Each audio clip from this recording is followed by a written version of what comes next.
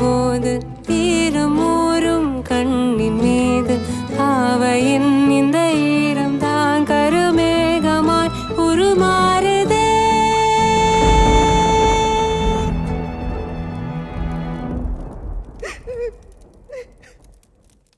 காணல் ஆகுமோ காரிகை கனவு, தாகம் தீர்க்குமோ கோடையின் நிலவு.